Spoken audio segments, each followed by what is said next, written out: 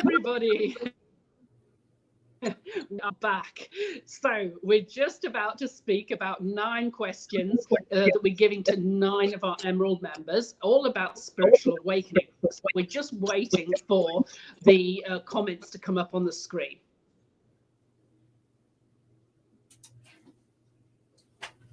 Hi, Angel. We're still waiting for the comments. Hello, hello. So wonderful to be here. And to be an Emerald member, I'm so blessed. Feel so blessed. We are still waiting for the... And there we go. Yay! We've got the right. We're going to start again. Okay, so we are interviewing Angel for 9 questions, all on her spiritual awakening. So, hi, Angel. Hello, good day to everyone. We are just having a couple of technical problems, but we have now got them all sorted out. So straight into the first question on your spiritual awakening. Okay, so when was your first spiritual experience?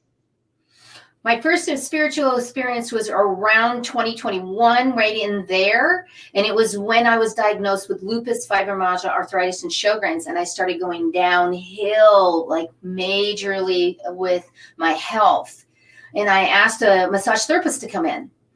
And when she started to work with me, it started welling up because you start to rash if you put too much in movement. She said, I can't work on you. I want to do this Reiki stuff on you. And I didn't know what it was. And then when she explained energy, it was, oh, I understand this modality. But yet what I really got from it was energy and understanding energy. And how to move my energy and understanding what energy was all about. So that was a key point in my life for my first spiritual experience. Okay. Feeling when it. Was that? Yeah, when was that? That was right around like 2021, 22, somewhere in there. Years old. I was actually, I think I was more like in my 30s when I... So what year was it? How long ago was it? Oh, I understand. Okay. I think that was around 2000, I'm going to say. Yes, about 2000. Okay, great. Okay. What was your most profound spiritual experience? I think my most profound was when I was in college at the University of Oklahoma and I received this message that something was wrong in the family. And it wasn't a voice. It wasn't an image. It was like, oh my gosh, I have to leave this class. And I ran back to my dorm room and I called my dad. And we were not really, but I called my dad and I said, Dad, what's going on? And my brother was just in a head-on collision. And yes, and so that was my most, because that was a connection. And you know, with the family, we have major connections to our birth family. So that was the more and what happened and why I really started looking into energy. How did he reach me? How did I know that? That was my big, yeah. Okay. Was your awakening difficult or uncomfortable in some sort of way? You know, it really wasn't. It was very much like it was just a flow of, oh, this is the adventure of my life. And now I know things. And I kept getting things and I would just say them, but I never saw anything or heard anything like many do. It was more just a knowing. And I would just say it and they'd go, how did you know that? Why did you just say that? And then I would show up in different places or do different things and go, I don't know why I'm here. And then everything would unfold. So I was just like, okay, it's an adventure. That's kind of my life anyway, you know, and how I teach too. Okay, what are the benefits you've had from your spiritual experience? What are the benefits?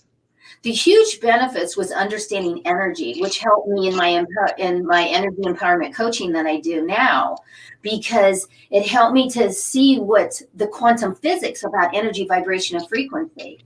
Not necessarily a modality, but understanding what really is going on in your beliefs and your foundation and how to move forward with using energy and really connecting to that energy. Good stuff. Okay. Have you had any spiritual teachers or teacher that you've actually followed, or have you sort of all got it from spirit? I really have got it all from spirit. There's been a couple around. There's been Donnie around that helped me with dowsing, and that really helped me to connect. And then there was Susan Hutchins, who I still work with to this day, that has really helped me with my health, being diagnosed with all that, and being able to understand and run my energy so that I can ask, is it a wise thing to go to the doctor? Is this food going to help me? Is it, and really connecting to self in the energy, vibration, and frequency. And she really just confirmed everything that I've been studying with the quantum physics and understanding, not just Reiki, but energy healing and how energy moves and how you can move energy out. Great, super. Okay, so what advice would you give to somebody who's just starting out on this spiritual journey? I would say discernment.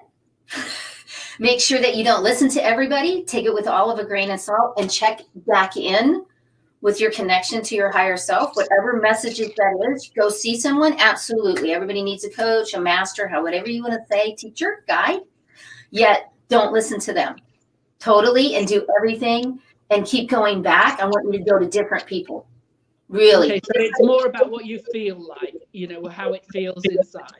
Mm-hmm. And don't take it that it is black or white. This is a gray area. So be in the gray and know that you're using your discernment to really connect to your higher self, to get, is this knowledge, is this teaching, is this tool going to help me? Big key, really big key, because there is so much gray area in this that it really comes from here. You're the most powerful. Don't listen to anyone, even if they have all these credentials. And I tell people that, yeah, I've been doing this for over 20 years. Yet I want you to have a dialogue with me so we can come up with you one. Great. Okay. So what advice would you give to somebody who's further along on their journey? That's further along? Yeah. I think one of them is that when I get to coach people that's further along, they always go, oh my gosh, this is a great idea. I would like you to go deeper with your meditations. I would like you to take your mindset, your heart set, and your gut set and put in an alignment. And the best way to do that is to do that in meditation. But the meditation isn't, no, I want you to record your own vibrational field energy tone of your voice and record it in a meditation that is a visualization, not necessarily a meditation. Oh, no, that actually ignites every part of you to connect and record your own voice and listen to that. It will take you to a completely different level because you will be on a soul level then. Great. Okay. So what's the key lesson that stood out for you on your spiritual journey? What was the thing that you... I think the key lesson for me was to be light. And you see that I'm very light and happy. We don't have to go into the past and be all, that is not, we don't always have to go there. We can go to the past and be in joy of what we learned in a laughter, in a more higher vibration. That is the biggest key that stood out, because we want to be the victim and we want to sit and go, oh my gosh, I have to work through this. You don't necessarily have to. Why don't we just move forward? Big key. Okay, good stuff. Yeah. And lastly, what is your favorite spiritual practice?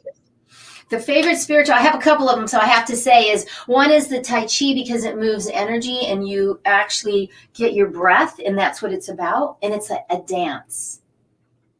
And the other one is spending time in nature and earthing yourself, because what happens is you do align all three, and it helps you to connect so you can get those messages, however you get those. But nature's is the natural antibiotic. It will heal, it will open, it will help you to connect. So go outside, earth yourself, and do Tai Chi. Fabulous. Okay, well, Angel, thank you so much for being with us tonight, and we really look forward to obviously speaking to you again in the future. So thanks very much.